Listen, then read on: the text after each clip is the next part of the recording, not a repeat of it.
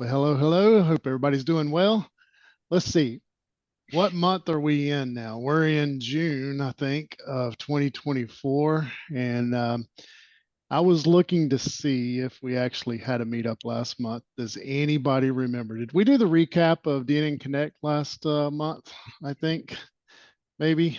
Or was that during DNN Connect? I think that may have been actually during it. We may have skipped May. So we probably ought to do a little brief recap of DNN Connect 2024 before we get into the speaking tonight by Marco. Hello. Sorry, just kidding. Not really Polo. But let me go ahead and share screen, and we'll get started with a few little kind of community announcements as people are joining live here. If you're joining us from YouTube, thank you for joining after the fact. Maybe you're joining us from the future, like some of us that are live in the future right now on a different continent. So, but I hope you enjoy the content.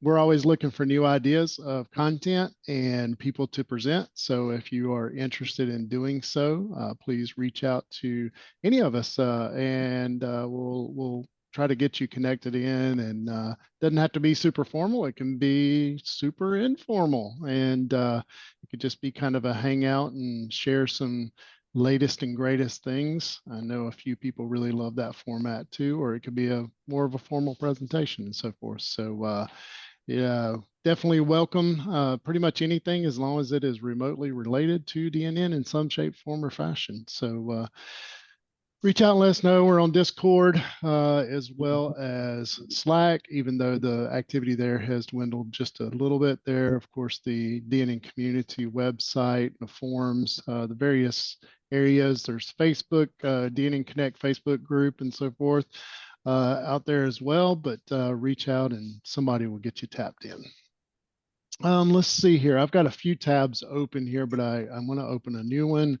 And go to dnn-connect.org. A few of us went recently to DNN Connect. It was in Champéry, Switzerland, May the 23rd through the 26th, and it was fantastic. Now, this photo is from last year's event, and I'm sure that we'll replace this at some point with this year's event.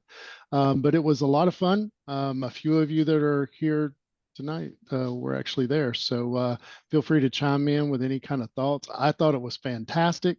It was, as always, good to connect with people in the community. A lot of the same people kind of come there every year, but there were a few new faces, and it's always really great to meet new people there. The content was actually quite good. I didn't go to a bad session the whole time. I don't know if anybody had any experiences to share about specific sessions, but feel free to chime in on that. Of course, the social aspect of it was really great as well. We all got to hang out, have dinner together a couple of nights, or supper, whatever you tend to call that. And a few libations, I believe, kind of flowed as well. So that was always fun to hang out with people. Daniel, Marco, what, you guys have anything to highlight about the conference there? Yeah, well, from my perspective, it's the second time I go, and it's the same output. It's a great event to connect, to get to know people who uses DNN as well, and not only that, but to get to know and share. And I believe that is like the best part of it. Share with everybody out there, because it's fun, it's different, and you can learn so much, not only from sessions, but just chatting at any time during the day with anybody there. And from my experience, everybody is really welcoming. So if you want to go to next year, that part, you can just like mark that up, because everybody is really welcoming, and they're gonna make you feel part of it from the very beginning, and you're gonna enjoy it. So personally, I really loved the event, and I really invite everybody to give it a shot. Marco, did you have a favorite presentation other than your own? because you presented two there, right? Yeah. I think what you're presenting Yes. tonight was actually presented there as well, right? Yes, actually, it's that one that you got over there on the top, right next to Oh, yeah. Peter. That's Yeah. the one we're gonna be talking today. But I went to sessions throughout, both days, and I really like the ones I really like them all, but I'm really interested in the one that Stefan runs at the end. When they do the Browns paper session, the one from last year and this year, where you get the chance to, give feedback from your world and say what you think DNN needs or what you think DNN, needs to improve or, something that you might need. And then you find out everybody else also need it. So I think that session is really productive and is interactive. But overall, I like them all, to be honest. I'm still waiting on the presentations and the recordings to get to see the ones that I miss, especially the ones when I was doing the host. So, but yeah. Yeah, I'm glad you brought that up. Daniel, you'll have to correct me if I say this wrong, but I think they only have a few that they were actually able to use because of a technical malfunction. Correct. They are already published. Let me see if I can find it here. Let's see, DNN, if I search for YouTube, DNN Connect, it should be published on their YouTube channel already. I think there's a playlist here of 2024. And I will post the link in there as well, but you saw how I searched for it, so you should be able to find it. Marco, I think one of yours this one actually got recorded, so that was one of the lucky ones. I see this one's on the list. This was actually my favorite session of the whole Yeah, time. same. I can't recall ever being in a session with my jaw dropping so many times. It was just quite special. All the stuff that they've done in 26017 and just some really amazing technical feats that they were able to accomplish there. And cool stuff coming to DNN 10 also from yeah, that effort. exactly. Yeah, I'm glad you brought that up. Why don't you tell us a couple of the things that the 2SIG team is doing for DNN 10 that probably hasn't been announced in this forum. Probably good for people to hear. So basically, the team from 2SIG are working on bringing. It is part of DNN, but we don't have a user interface to consume it and to use it, but granular permissions, basically. So we will now be able to have proper roles for content editors and things like that, and the ability to create our custom also permissions. It's a provider model. With that, it will also allows us to have workflows basically based on those roles. So that's the two big things that they are working on that will improve the platform significantly. So if anybody's ever used Evoke, I thought I'd bring this up real quick because it kind of what he's talking about with the granular permissions. In DNN platform to date, it's really just been view and edit capabilities that you can control from a permission standpoint, either on a page or a module level. And what this will do, there's been the support for more granular features in DNN platform for a long time. It's just that there's been no UI for it, and some of the dots have not really been connected to be able to leverage those. So that's the work that the 2SIG team decided to take on, and Daniel Metler as well as Tonchi, can't remember Tonchi's last name, but has been doing majority of that work, I believe, and we'll be able to bring it in. So you'll see some new role type, what do you call them? They're not really They're really Uh, permissions, right? yeah, I guess just They're not permissions. roles. Yeah. Yeah. So you got roles, and then they get assigned, a certain permission to be able to, but it won't just be view and edit anymore. It'll be a bunch of other things like think of this user can delete a page or not delete a page instead of just view or edit it, right? So things like that. Well, it opens up a whole new world. David, if you want to show a quick, more accurate version, There's a oh, link of that. there you go. The Too Sexy blog has a post with a screenshot, and you can see all of them. Oh, that's a good idea. Yeah, so let's go to 2sexy.org. Might be worth getting it on screen. Thanks. Yeah, good. See here. Yeah, There you go. There we go. Yeah. Mm. So actually, this is a great blog to learn a little bit more about the inner workings of how and why it's being done the way that it's done too, because they discovered a lot of things as they were trying to kind of see what was there, what was missing, and so forth. So this will be a really great addition to DNN platform. And Daniel, did you mention the other thing and I missed it, or do we still need So to the other mention? thing is workflows. I don't know if we have any I don't think there's any visuals for this yet. visuals for that, but basically you can have a content editor editing content, and marketing needs to approve it before it goes live. It's something that's going to be supported at the platform level, so it doesn't depend even on modules that are used. It's a really, really cool feature. So to date in DNN platform, the only thing that's really had workflow kind of capabilities is the HTML module. And you can turn this off in the settings of the HTML module, but it's a really basic workflow. It's not a multi-step workflow that you could, do. It's really either publish or, draft kind of situation. So that'll now be extended to do workflow similar to what Evoke does already and is able to do. Again, those features have been there. The support for it is just there's been no way to really manage it in platform. You would have to have Evoke to do that.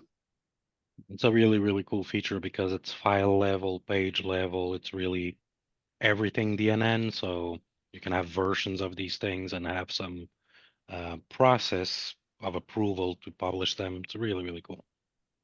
And for those using Too Sexy, it'll probably connect a lot of dots there too, is what we're hoping from a workflow standpoint, because it's my understanding that Too Sexy supports Evoke workflow already. So if these features are then in platform, it stands to reason that we would be able to do some really cool workflow related stuff in that world of Too Sexy as well. So anything else about DNN Connect 2024? I'll segue into from there. The announcement of DNN Summit 2025 has been made. It'll be so it's finally going to be back in person, but it also will continue to be virtual. So it'll be a kind of the first ever hybrid event for DNN, and they'll be in Las Vegas and also virtual as well. So early bird registration is already open for this. And be sure to go out and check that out. I'm sure that will be kind of a return to what we formerly knew as DNN events in the U.S. So it'll be good to really get back in person and really make those connections, but also still supporting the virtual attendees, because I mean, like virtual or not, a lot of people have attended virtually that would have never gone physically to it for various reasons. Either they couldn't get approval to do it with their company, or they had some constraints, financially, or whatever the case may be. There's a lot of people that have attended the virtual events, and it's just been like almost a whole new community that's been participating in DNN Summit over the last several years post-COVID there. So but this will be nice to be back in person and also still be able to continue the virtual aspect of it too. But most of the stuff that you'd want to know about the event is out here. There's some information about the conference, just general information like you would normally expect. There's sponsor information. There's a way for you to, if you're interested in sponsoring the event, there's multiple levels at which you can get involved and sponsor the event. Some of them are already taken for some of these. As a matter of fact, I'm looking at this going, something's missing here. I probably need to log into this site and see if I messed something up, but I'm only seeing these 3 levels here now, and I know there's more levels than 3. Anyway, you could fill out this form here or send an email, I think is what that is going to do. And nope, that is broken too. Okay, that one works right there, the express sponsorship interest. Okay, you would click that one and send an email to info@dnnsummit.org. So be sure to check that out. It's going to be fun. Going to be at the Cosmopolitan is what I understand, their Cosmopolitan Resort. So yay, good stuff. On the community site, so lots of continued new activity on the community forums out here. If you're not tapped into this, I think I mentioned a few meetups ago that had discovered kind of the way to start getting notified of some of this stuff again. And but by the way, ignore that I'm logged into this site. I just realized I've got edit stuff showing up here. But there's a way for you to subscribe to the various forums that you are interested in. So if there's any particular subject matter that you're interested in, you can go to the forum, and when you're logged in, be able to subscribe to them and get notified. That seems to be working pretty well. My inbox kind of stays full of activity that's happening out here, and a lot of people engaging, including new people. I mean, just over the last few weeks, there's been a few people that showed up, say, hey, I'm either back into the DNN community or I'm new to the DNN community. I've started this job and I now have inherited this site or something, and I'm trying to do this or trying to do that and need some help. So it's nice to see that activity out there. What else? Community related news. I think that's about it that I had on my list. Does anybody have anything that I haven't mentioned that they would like to highlight? Going once, going twice. All right. So to Marco.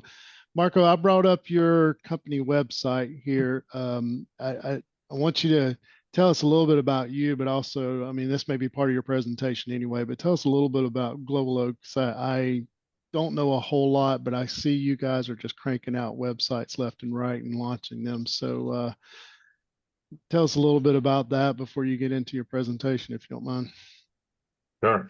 Well, there's a slide in the presentation about myself, but on regards to the agency, it's a small agency, one-man pretty much agency in Costa Rica. I've been working with DNN for over 13 years almost, and we pretty much build content websites using DNN for clients down here, and then we help them out sell their goods and services using advertisements such as Google ads, Facebook ads, email campaigns, and so on. We also provide animated videos for companies and web audits if somebody wants to make sure that they have their website running good. But that's pretty much it. We are Google partners from like 7 years ago, but this year we got a pretty good news because we were awarded as a premier partner for 2024. So that means that the agency is part of the top 3% of agencies in Costa Rica that provide the best service for Google Ads down here. But it's open wide for any country pretty much in the world. And that's pretty much it. That's fantastic. Congratulations, by the way. I know that's no small achievement there. So Yep. congratulations. I'll go ahead and stop sharing my screen and let you just take it over if you want to start into your Excellent. presentation. That would be great. Since I cannot, you cannot start. Okay. Cool. So You should be screen. able to now. I stopped sharing, so Yeah. So you guys see the screen now? we do. Excellent. So welcome, guys, to this session. It's a session that I really want to make a point right now and say that it's not like an hour SEO basic stuff that we're going to be talking about. It's a session that it was first intended to the DNN Connect event. And now we just take advantage of DNN Southern Fried monthly meetings to, share this information with you. From my experience building websites, one of the things that we've been focusing on most of those websites is user experience and how to help businesses get ROI from their websites, accurate and good ROI. So on that long 12, 13 years working with DNN and websites and analytics and Google Ads and all this bunch of analytics and tools, then we come up with the idea of creating this space in the event, and hopefully it will be a yearly session where my intention is to share the latest news and updates about SEO so everybody can be aware of.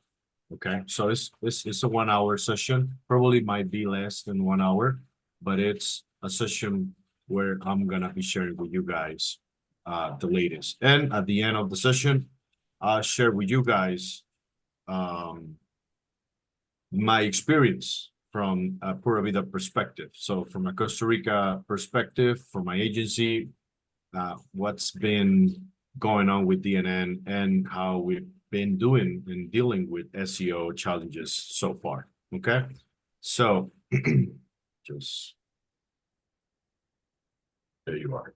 So what's the agenda for today's session? Real quick presentation. I already did one, but real quick presentation about myself. The subject that we're going to be talking about, it's EEAT. Also, we're going to do a quick recap on 2023 updates on the Google algorithm. Then we're going to focus on the biggest update so far, and it's related to AI, the Google March 2024 update. Also, we're going to be talking about this new AI feature Google it's using already. It was called SGE, and from the last weeks after the DNN Connect, Google changed the name to AIO, AI Overview. So now it's the official name, AI Overview, and it's been rolled out already to United States. Then I'm going to share with you guys my experience in SEO. Also, I share a couple of links for free resources, and then we're going to have a last part for question and answer on the session. Like I said before, I'm the CEO for Globaload, small agency in Costa Rica. We have more than 12 years using only DNN. Currently, we have more than 80 active clients down here in Costa Rica. All of them uses a DNN website. I've already mentioned the Premier Partner Award from Google, and those are all my social links and my phone number and email in case you guys want to get in touch for anything. And we're going to just start right away. So the first thing that we're going to be talking about today is what's EEAT. This is a pretty, it's getting a big deal every day that passes by, and it's getting more important, especially since AI show up. Okay, what's the meaning of EEAT? EEAT means experience, expertise, authoritativeness, and trustworthiness. Now, what is this term? What is this concept that Google, because this comes from Google, where is this coming from? Well, there is a framework that Google created to evaluate quality and credibility for content. Okay. Now the name at the beginning was only with one E, EAT. Now it's important to mention that EAT is not a ranking factor. It's not something that we can focus on, learn on, and we're gonna start ranking higher. It's not a ranking factor, but it's a pretty important component from the Google search quality rated guidelines. Now, these quality rated guidelines, it's a handbook that actually human beings are being using. They are named or known as quality raters. They are search engines independent evaluators. Okay, so Google every time runs an update on the search engine algorithm. Google uses this search engine independent evaluators or quality raters to make sure that the updates they're running into the algorithm are good quality and actually helping out end users, right?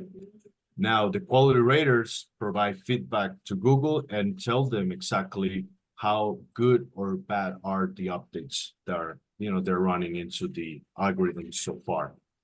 So in order to understand a little bit better what's EEAT, we need to just go back real quick and check the history of it. The first time that Google mentioned this search quality rating guidelines was back in March 2013. So it was 11 years ago that Google started using quality raters. 1 year after it publishes these quality rating guidelines, Google add this framework called EAT. If you notice, like I said before, it was just with one E: expertise, authoritiveness, and trustworthiness. So this guideline helps these quality raters to measure expertise, authoritiveness, and trustworthiness based on the content that shows up on the Google search result pages. Now, 8 years after, and if you notice, December 2022, it's really close to the date that ChatGPT was officially released, November the 30th, 2022. So 2 months after that release of ChatGPT, Google introduces extra E into this framework. And that E, it's the first one, and it's related to expertise. Now, why Google adds this extra E? Because Google right now, it's trying to fight, let's put it that way, it's trying to fight against all the AI generated content around the internet, and the more clear way for Google to understand and separate what's AI and what's not AI, it's expertise.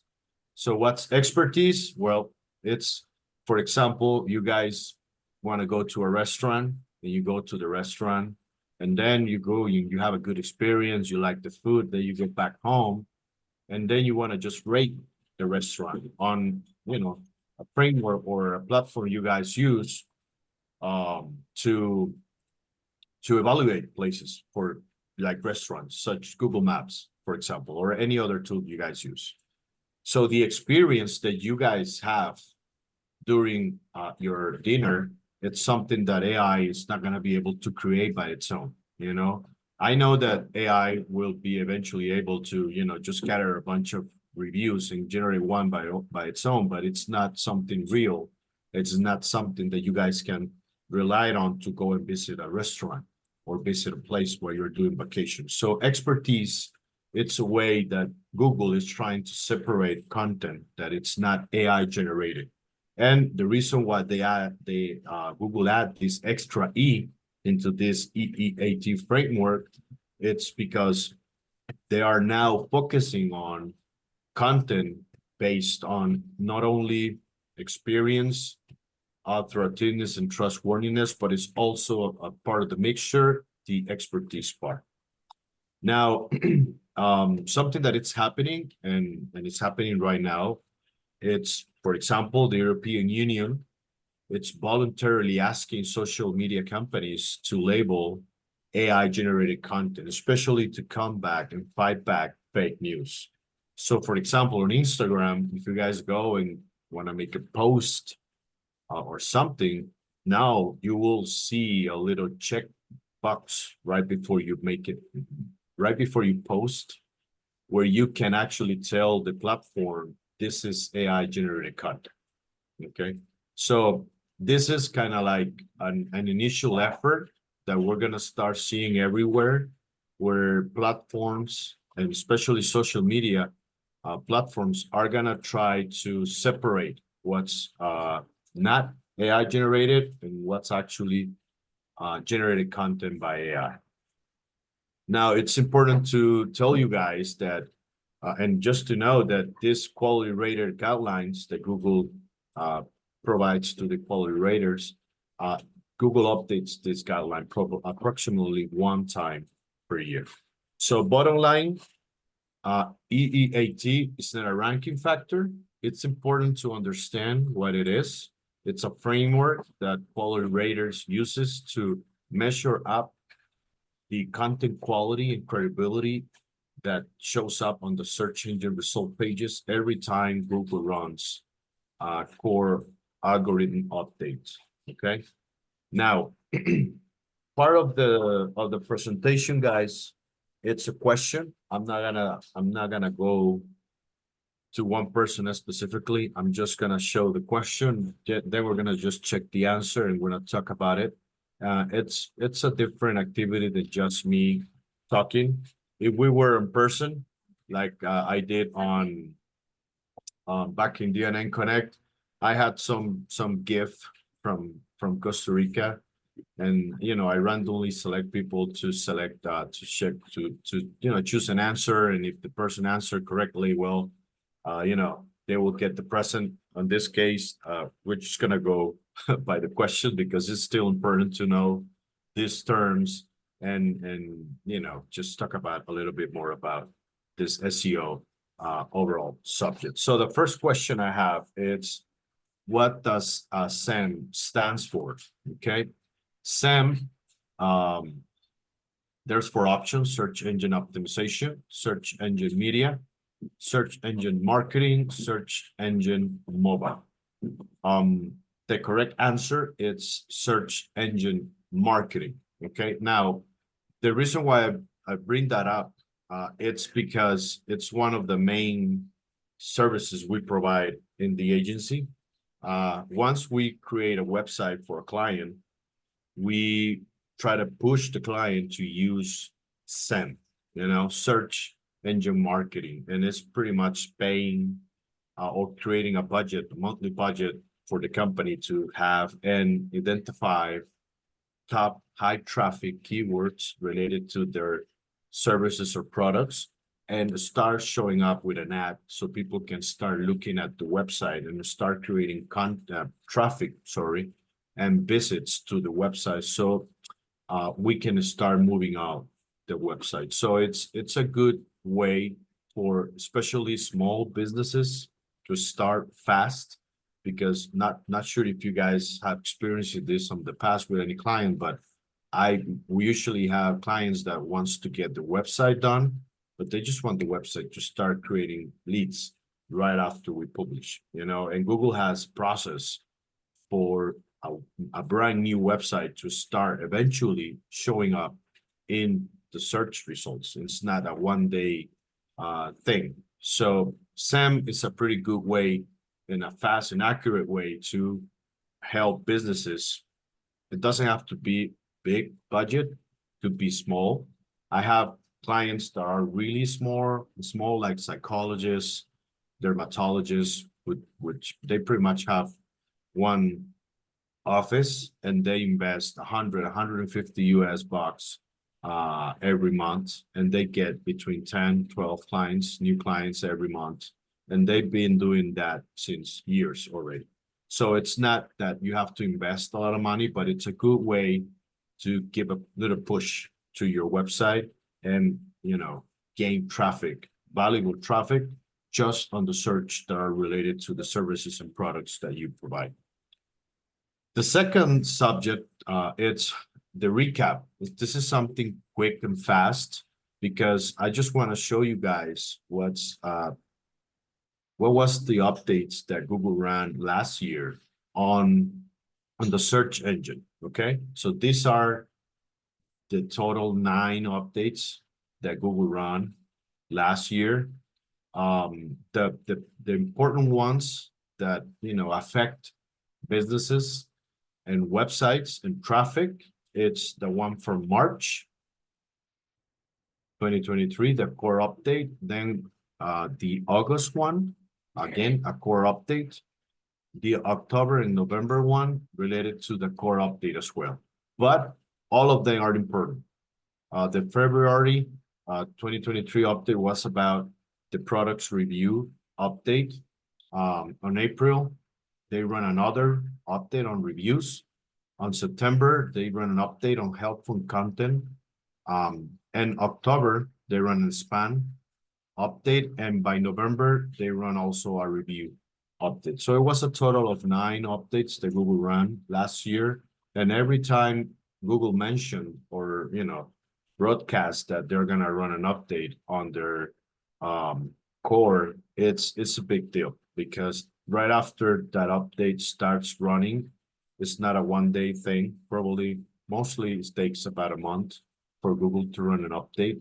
But after the update finishes, then you start seeing people complaining or people saying that, you know, their clients or their websites start having drop down on traffic. And it's good to know when Google is running updates, because if you have a client that experienced that out right after a core update, then you might want to get more details about the core update and try to see exactly why your client is suffering that drop down in traffic. So it's good to have this overview of updates. And, you know, it's not a bunch of updates, it's 9, but if at the end of the day, you know, if Google takes a month to run an update, you know, it's pretty much the whole year that they are being on an update status, right? So it's something that is getting more frequent in this year. It's happening as well, especially with AI. And the next subject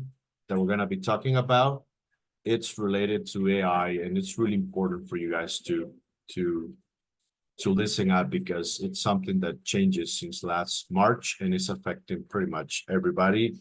And, you know, it had some future aspects to consider that we just need to not, you know, be expert about it, but just have it on the road and have it on the map so you guys don't be surprised if it happens, okay? Second question, it's what the SERP stands for. This is a pretty common term for SEO. There are 4 options: search engine reprocess, search engine requirements page, search engine remarketing process, and search engine results page. The correct answer is the last one, search engine results page. And SERP, it's just a term that SEO people uses to mention the results that you get on Google or any other search engine. So the page with the 10 blue links that we used to get at the beginning of search engine, well, that's SERP. Now it's different. Now we have the blue links, we have the pay results, we also have the maps feature, we also have question and answers, we have images, now we have videos.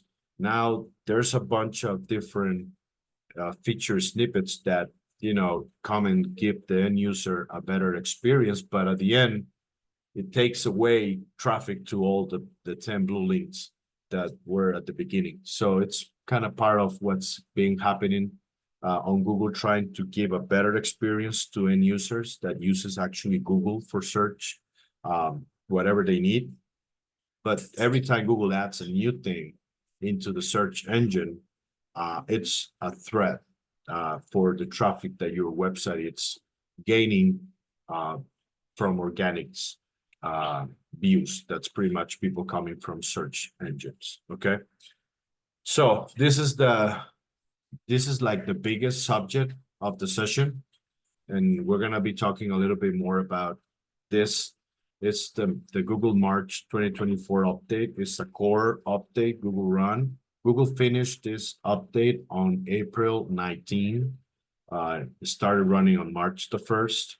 And its update focuses on AI, guys. So this update pretty much took care of the index hundreds of websites so far, pretty much targeting AI generated spam content. So what happened is that a lot of people, and it's always been the same way, you know, since day one. There are always people or companies or whatever you want to label on that they just don't want to go the Google way. You know, they own the search engine, and you know they have their process, but some people just want to just jump the process, just skip it. And as soon as ChatGPT show up back in November the 30th, well, there was a lot of people creating websites with pretty much AI content, 100% copy and paste from ChatGPT, right? Not running fact check, not running anything at all, just copy and paste it. This update was an introduction to a new feature that now the search engine has, in which Google is able to identify if a website, most of the content of the website is AI generated content. Now, if that's the case, then you might get in the position where Google is going to de-index your website at all from the search engine. Now, there is a study that was run by this company, Originality.ai.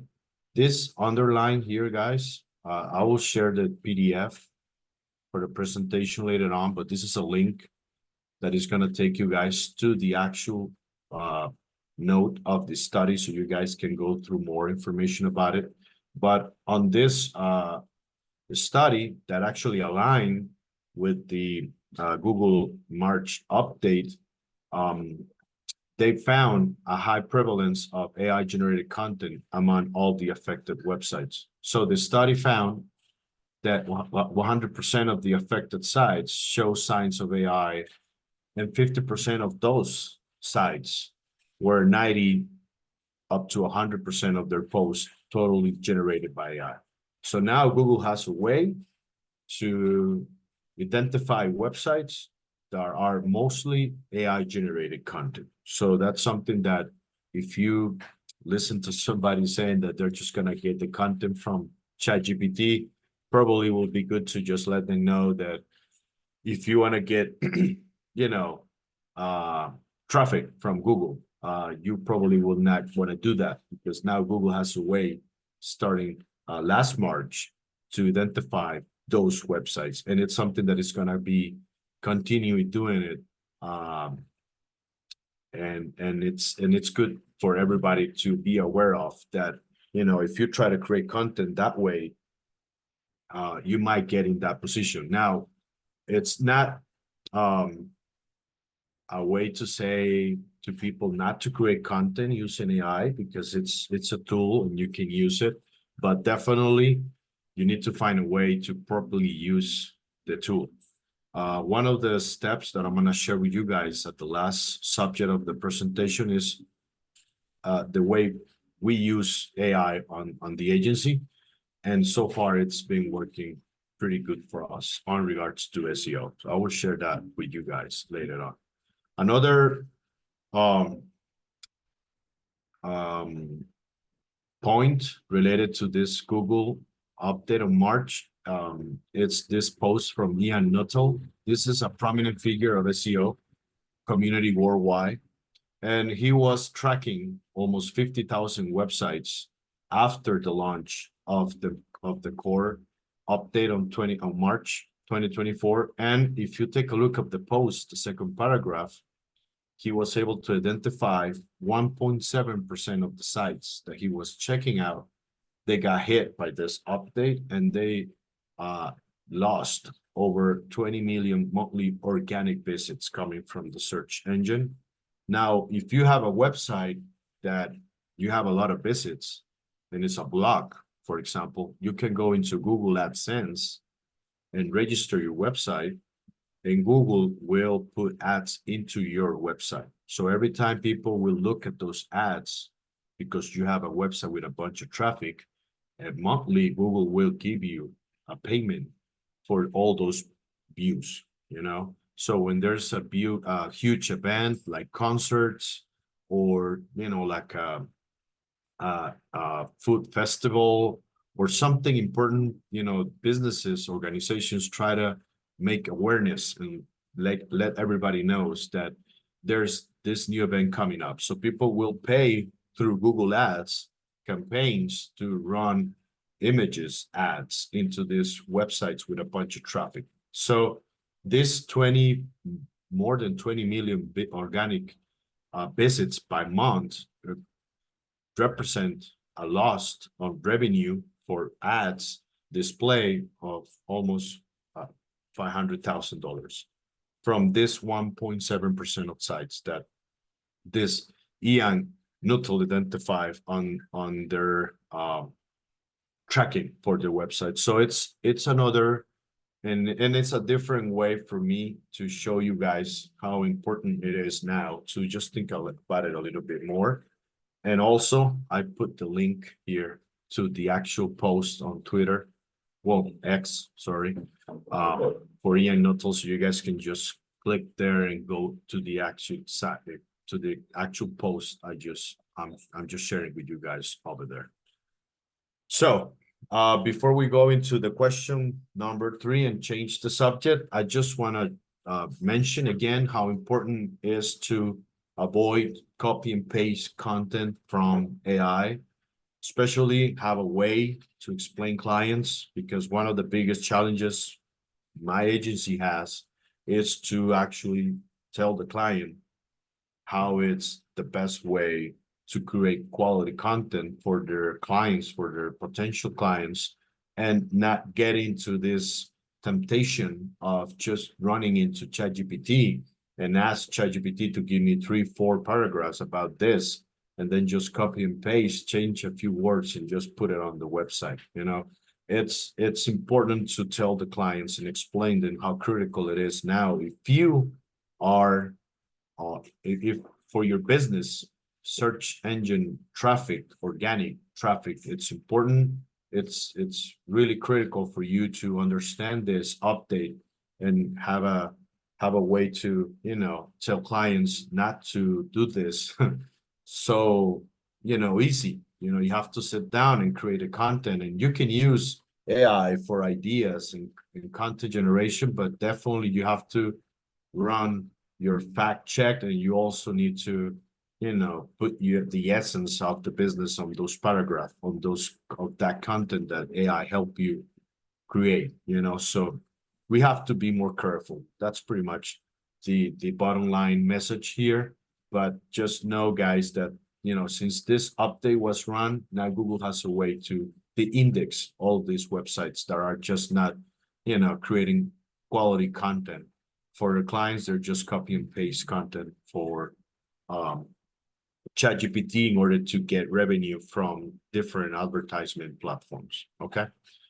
So question number 3, let's select a valid search engine from all of these options.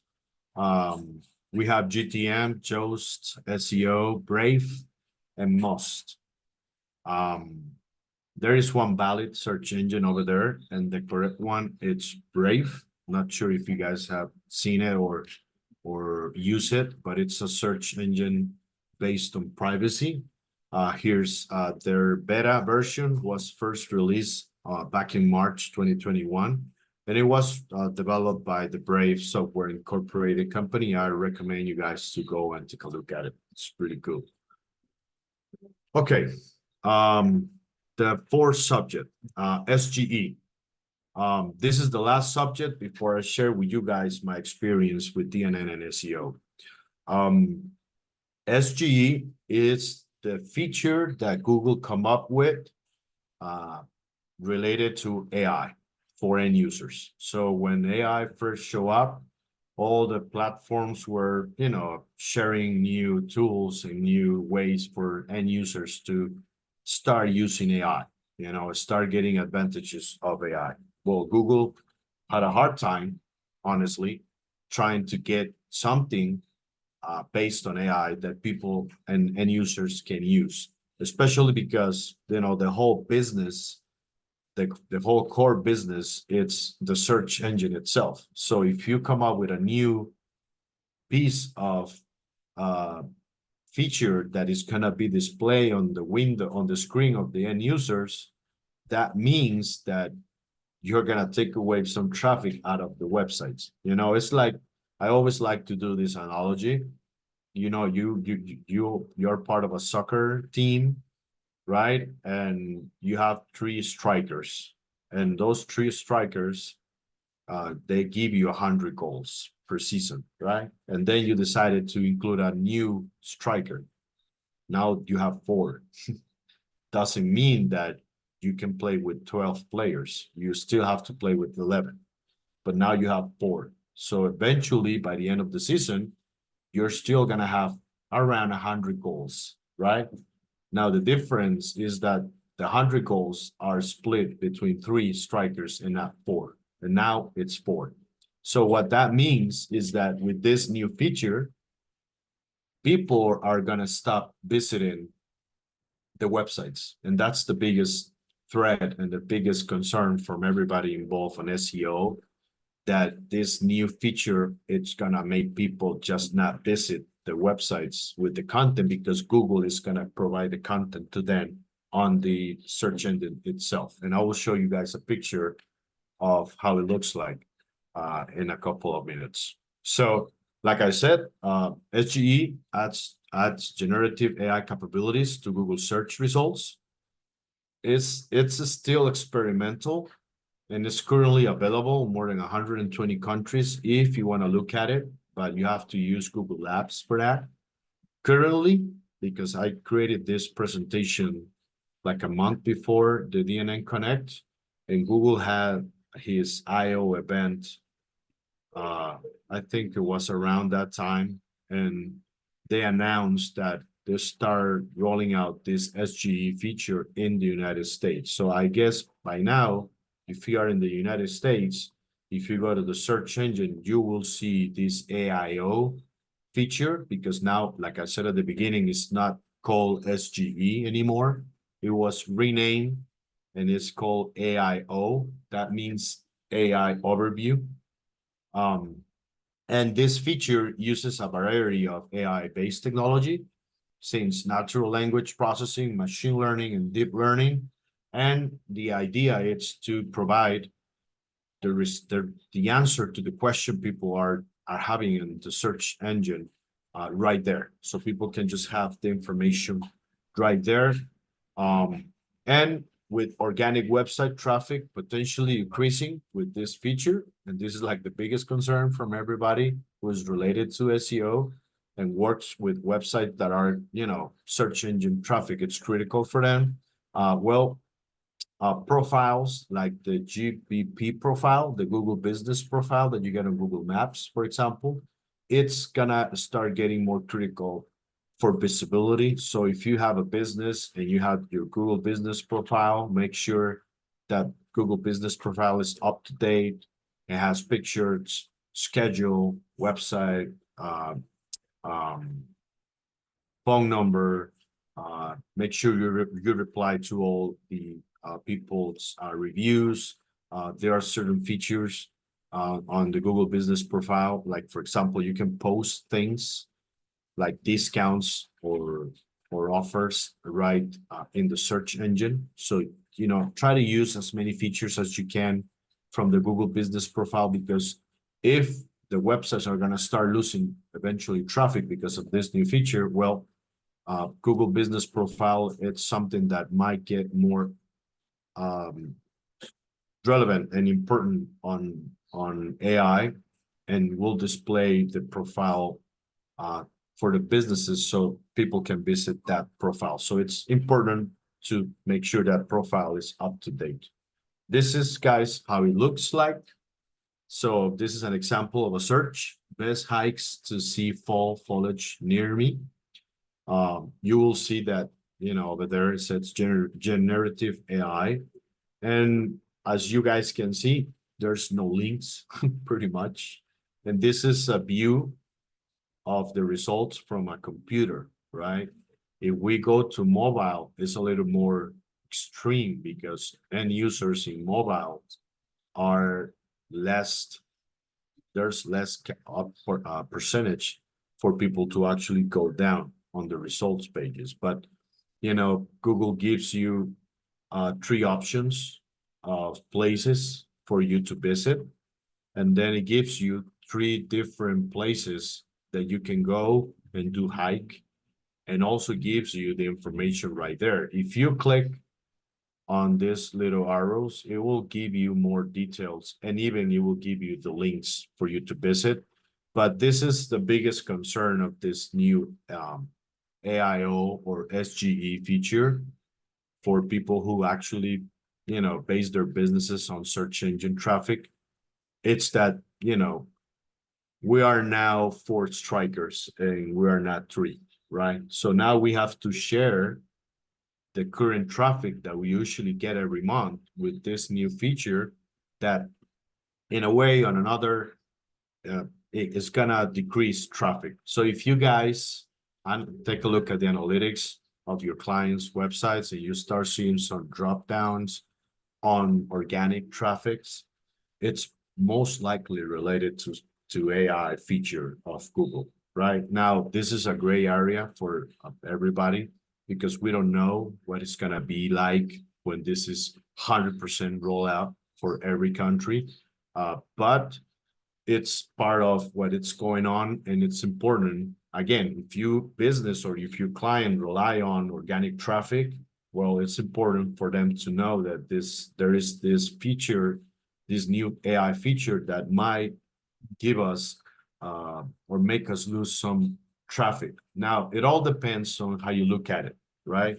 Because in my case, when I try to explain this to my clients, I always try to keep it positive because we still are gonna depend on search engine traffic. In Costa Rica, for example, everybody uses Google for everything.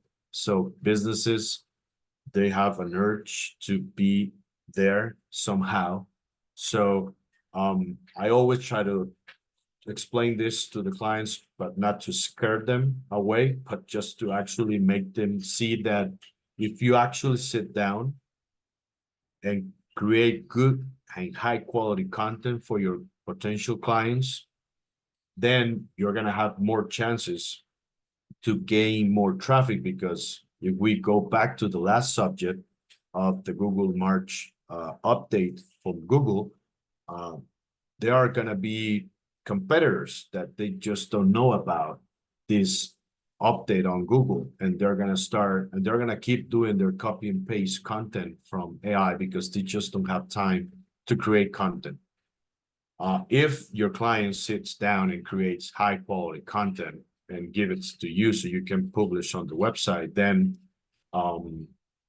we have more chances to have high quality content, high quality traffic, and we also can have a better opportunity to display on the results of Google if we focus on high quality content. So it's like a second reason for you to focus on high quality content, because now the competition is going to be higher. We're going to have less space to be displayed in Google results pages. So we need to be more effective. We need to be more focused on the action we need for people to do on our websites. And if you guys ask me, and this is just my personal opinion, interaction in the website is going to be something really important in the next coming years. So we need to make sure that the websites we come up with are websites that help potential clients get in contact with the actual client, with the actual business in a very easy and fast form, so they can just get in touch with the business. Okay, so moving on to the question number 4. From the picture I showed you guys before of the updates that Google ran on 2023, what do you think it's the core updates that Google ran? 5, 4, 10, or 9? It was a total of 9 updates, but the core updates that Google ran was 4. And I just marked these ones over here.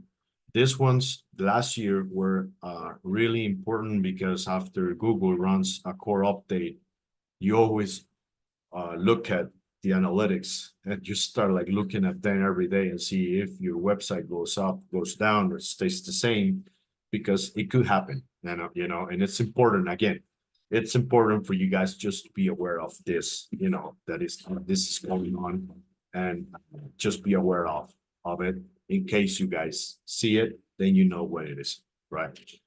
Okay, so the last thing of the session, it's my experience in SEO. And I'm gonna share with you guys what we've been doing and how we do it down here, and how we incorporate DNN into that process, and also AI.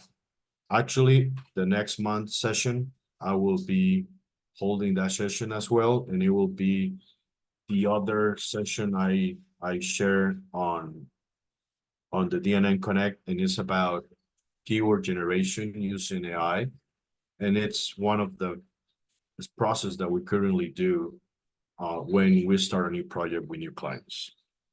So my experience with SEO currently, from our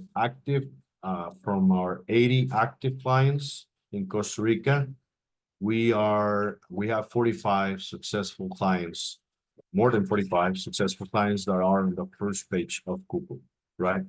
Of the search engine result pages. Now, most of these successful cases or successful clients, they've been they have a DNN website for starting 2 years or 4 or more. So what I try to say with this is that Google has a process for you to eventually be there on Google result pages, but it's not a month thing, a 2-month thing. Well, not from my experience. It's a long-term goal for businesses. So when we start with a client, most of our clients get in contact with us because of the clients that we already put there in Google. But when we start with a new client, we always set the expectation right about SEO. So we always tell them that there is no deadline. We never guarantee that somebody's going to be at the first page of Google. We never do that. That's just, you know, not right. But we just explain to the client that we do things in a different way, and we look at it and we focus on different things. And, you know, those things looks like in Costa Rica, they work. So we're going to do the same for them, but we never guarantee results. We do provide constant feedback and constant overview of the website traffic and overall of the business on the digital perspective. So business owners can understand what's going on so they can make decisions. But we just get into that bit of a detail if the client allows us to get into that. You know, it's not every client. The third point, very important, we focus the design of the websites on ROI. So when we build the website, we build a content website for people to publish their content, their services or products. So we focus on the website in a way that will allow the potential client to get in contact with the business owner real fast, real quick. For example, in Costa Rica, and I know this is different in everybody in everywhere else, but in Costa Rica, WhatsApp, it's the biggest tool people uses right now for everything. So your website needs to have a link to start a chat in WhatsApp like that real fast, because if you don't, that's where Costa Ricans are doing business and talking with businesses and buying stuff, and services and products. So you need to have that.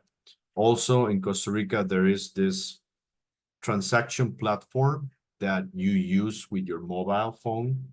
So you link your bank account to your phone number, and you have this SIMPE platform that all banks provide in their apps, and you can just transfer money from your bank account to a specific phone number. But that phone number is linked to a bank account, so when you actually make the transaction, nobody charge you anything. There's no fees. The bank doesn't charge you guys for anything. And then you move that money to the other bank account. And that's in Costa Rica how micro, small, and medium businesses work right now. So when somebody wants to buy something, probably they're going to ask for SIMPE, and you provide the phone number, and they send you the money to your bank account through the phone number. But since we have that in the map, we always make sure that our clients have a way to get in contact with their potential clients real fast using WhatsApp, for example, and then talking with the client and ask them to do the payment through SIMPE or bank transfers that we usually do that also here. We also provide follow-up every 6 months to our clients with an SEO status report where we display statistics. We tell the client which is the top pages the client is visiting. We use Google Search Console for all websites. So we provide the client the list of keywords that people are using on Google to search for their products and services. So it's not a list of keywords that my agency created, and it's not a list of keywords that my client think people uses on search engines. It's a list of the actual keywords that people, normal human beings are looking for service and product uses on Google. So it's pretty good stuff for the client to start looking at how people think and how people process your service and product, and put that into the search engine so they can get a provider or a response from a question they have. Interaction, like I mentioned before, for us, interaction is the key. So we always make sure we show different call to actions to the client. So they are visiting the website, people can get in touch with the business owner in a very fast and simple way. One thing that we also do, since we provide Google Ads to most of our clients, right on the first day we publish a website, we make sure we create audiences on Google Analytics 4, and also we track conversions on Google Analytics 4 since day one. And also we create conversions on Google Ads as well. But the reason why we always do audiences is because if the audience, every time a new device visits a website, and you have an audience set up for people who visit that specific URL, that device will get a cookie, and that device will be on that audience for, you can set up the audience to be up to 90 days, and the device will be there. But if that audience reaches 1,000 devices in less than 30 days, then you can go to Google Ads and you can run remarketing campaigns. So when you want to buy a flight, let's say you guys are gonna fly to Spain, but you don't buy the ticket, and days after you will see Spain all over the place on your mobile, on your websites, that's remarketing. So we always create audiences for our clients, because if the client is ready to get into Google Ads, then we're already going to have the audiences in order for them to invest their money in people who already visit their website instead of showing ads to people who are just looking for stuff in Google search, right? It's more effective to show ads to people who already know who are you, right?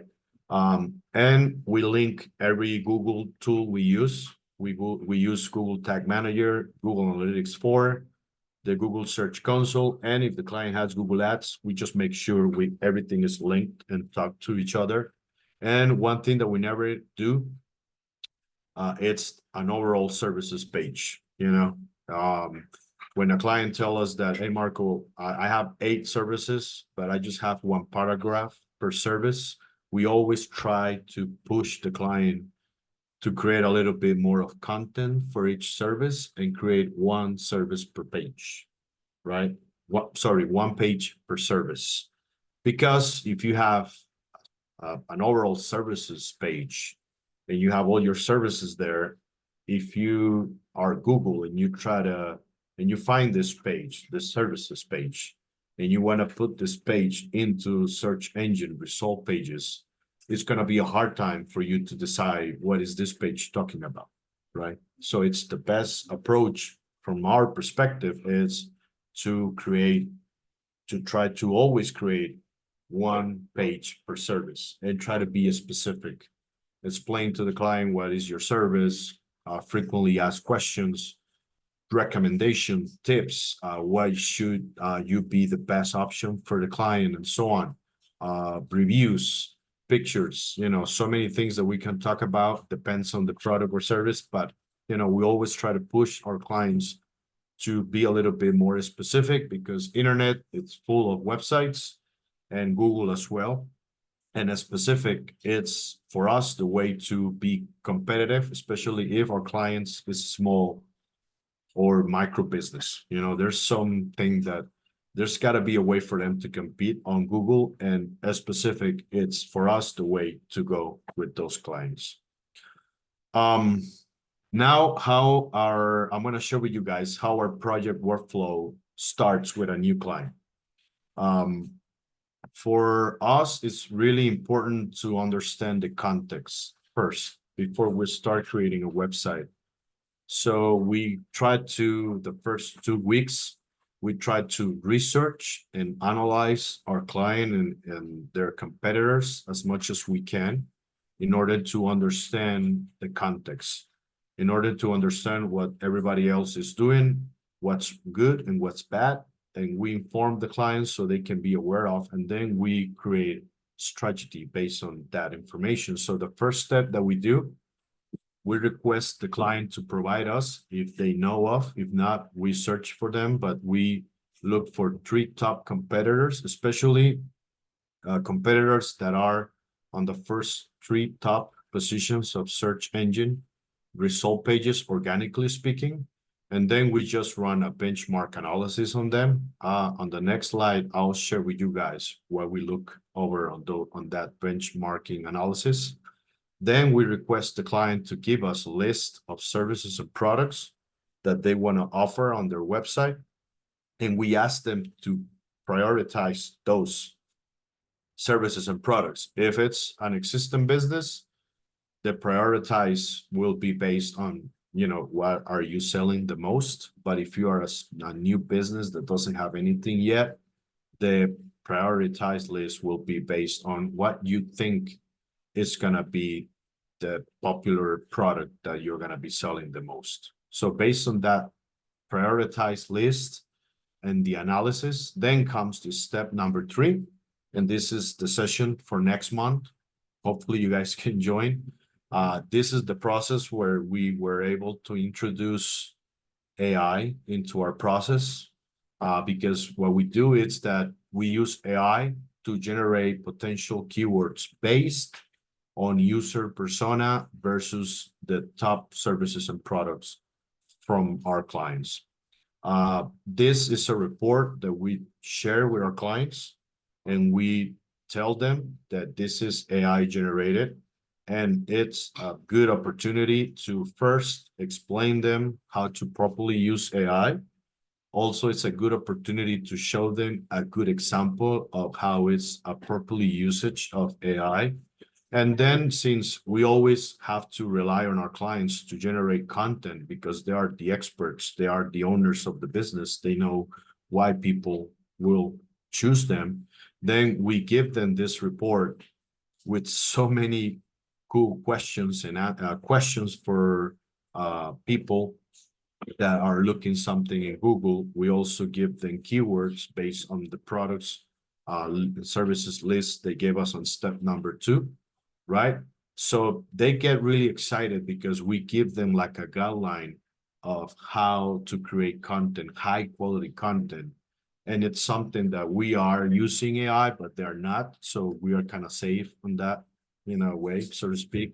And on the step number 4, we just do search for most traffic keywords using, for example, the keyword planner from Google Ads, Google Trends, Answer the Public, and the free keyword tool from WordStream. Those links are at the end of the session.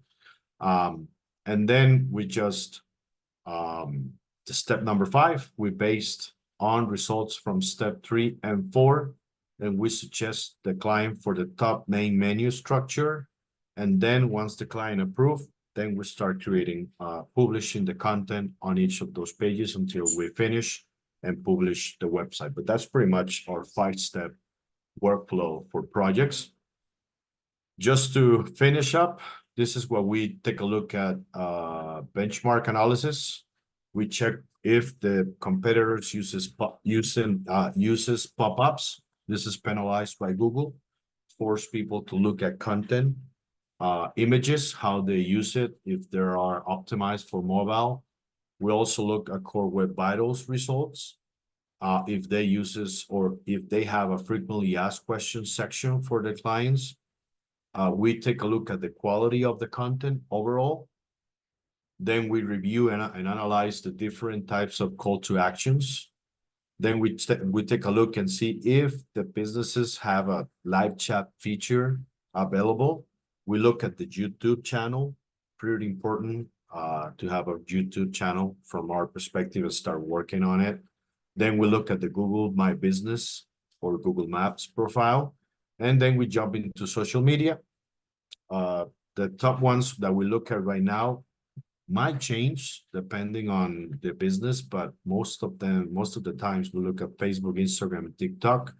And when we take a look at them, it's followers, how frequent the competitors make posts, what are those post types, and from those post types, which are the ones that get more interaction. And all of that we summarize in a report, and we provide that with the client along with the AI generated keyword report from step 3 on this slide. Now, this is the last part, and this is the reason why we use DNN.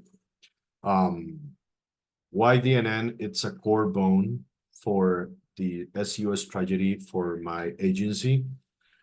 My agency is a small agency, so I have to be really critical on in what things I'm going to invest my time. So one thing that I have clear is that my time, most of my time should be invested on my current clients in creating new businesses with them, you know, and make them feel that we are there and we are providing support, not only because we develop the website, because we want them to start new businesses or new services, and you know they get to us as well. So the reason why we use DNN is because it gives us the opportunity, guys, to focus on our clients. It's a great platform, secure platform. You just have to make sure you run the latest updates, not only on your modules but on the platform itself. But overall, you know, it's a great platform for you to develop websites. And in our case, it gave us the opportunity to focus on our clients, because if we use the competition, I'm not going to say the name, but if we use the competition, in my case, I wouldn't be able to have a company like the one I have right now using DNN. And that's the reason why DNN is so important to me and my company. What I'm going to show you guys, it's pretty fast forward vulnerabilities, notifications of the competition. If this is a scenario that I'm going to share with you guys, it will be the one that I have to handle. I couldn't be able to have this small agency and work by my own and have my own clients. And this is why I'm so grateful with DNN. So I'm going to show you guys 1 year of vulnerabilities. You will see the name on the screenshots. You will see what I'm talking about right after I start showing up. But this is the amount of vulnerabilities that were discovered in 1 year, starting on, I think was February, March 2024, back to February 2023. So I'm just going to show you guys all the different vulnerabilities that were discovered in 1 year.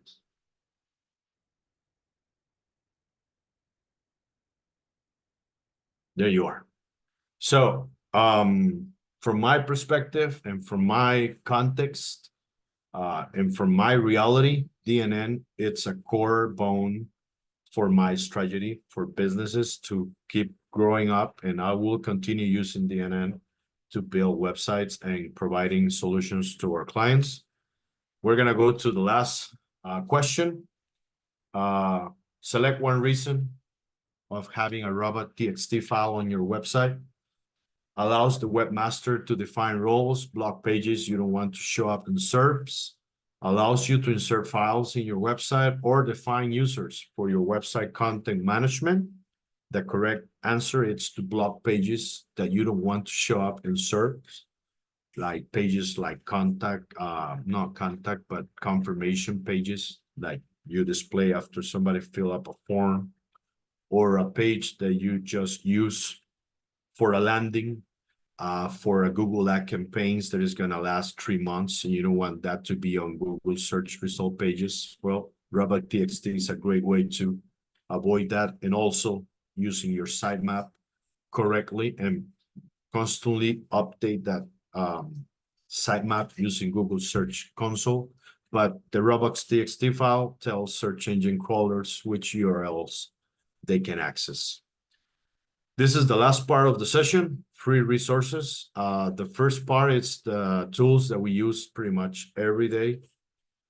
Page Speed Insights, SEO Checker, free keyword tool, Can I Rank, and Search Engine Journal to get the latest and greatest from about SEO and social media and so many other news. And at the end, I'll share with you guys links for SEO courses that are free. There's one from Hotspot, another from Ahrefs, Jost, Shopify, SEMrush, Bright Local, and one from University of California, a pretty good one in this Coursera website. So I think that's it. I'm going to stop talking right now. I want to thank you guys for hanging up there with me. I hope you guys find this information somehow useful, and I hope you like it. Thank you so much. That was great, Marco. Very good. Round of applause. Round. Yep, there we go. There you go. Good job. Does anybody have any questions for Marco? That's a lot of information packed into a quick time. I did. Probably not specifically on topic, but we have had some clients who don't want to use Google Analytics anymore. Has anyone been experimenting with non-Google Analytics in the modern age? Not myself. Okay. Anyone else? All right. If I end up doing that, I'll share something about that down the road. I mean, yes, I was just trying to figure out how much I could actually share. One of them is Clicky Analytics. We use that in combination with Google Analytics a lot because there's some benefits to that platform versus Google from a reporting and what you can see. And then there is another system that used for internal stuff that's kind of behind a wall that can't talk to Google. And I'm trying to remember the name of it, but I can't remember it off the top of my head. It's been The a one while I'm since playing I with played is it. called Post Hog. Is that maybe it? No. Okay. Really like it, but not really willing to recommend it yet. I haven't actually used it on anything live.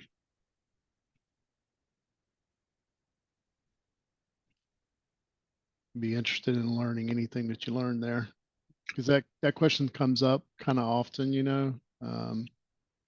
Yeah, it's People mainly are because we have a curious. hospital client and the HIPAA and the PII Yeah, stuff is getting really ridiculously serious. Yep. Everybody's afraid of getting sued over it. Indeed.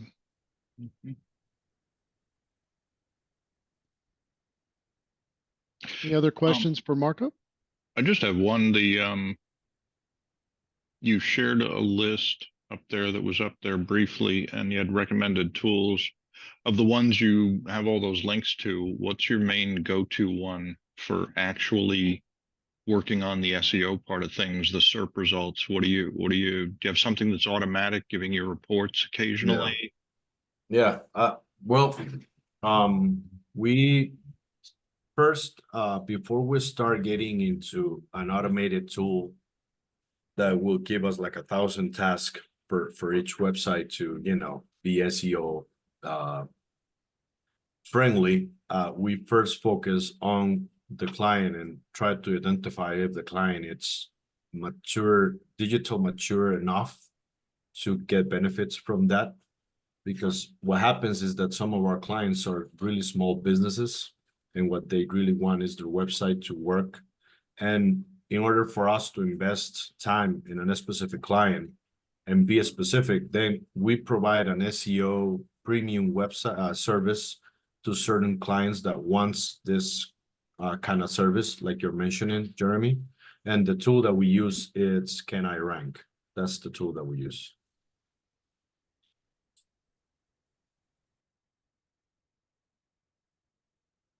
Great.